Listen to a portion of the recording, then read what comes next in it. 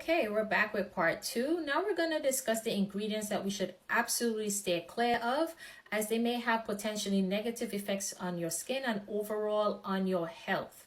First up, we have aluminum. Aluminum should be absolutely not in your deodorant. It prevents you from sweating. Now, while this may sound completely great, you need to sweat. It's where you release a lot of our toxins, and if it cannot come out, it's going to go somewhere else. So aluminum should be completely avoided. There are other ways to mitigate and control sweat, so aluminum is always my number one.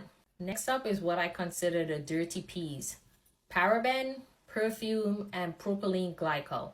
Parabens are preservatives. They are commonly used in a lot of our personal and skincare products, which includes deodorant, but they are huge endocrine disruptors and should be avoided as much as possible.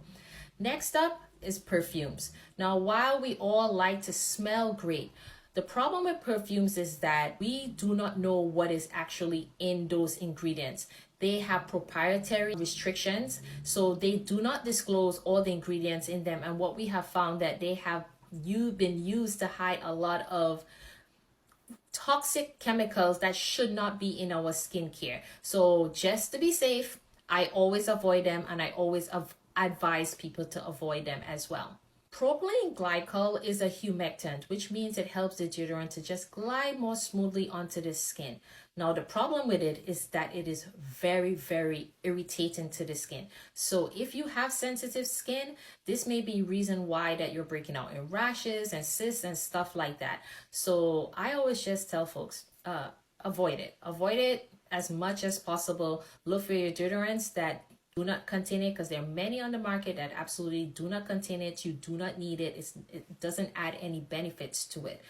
So this is one that I would avoid. Lastly is Triclosan. Now, this is an antibacterial agent that has been widely used in the personal skincare industry.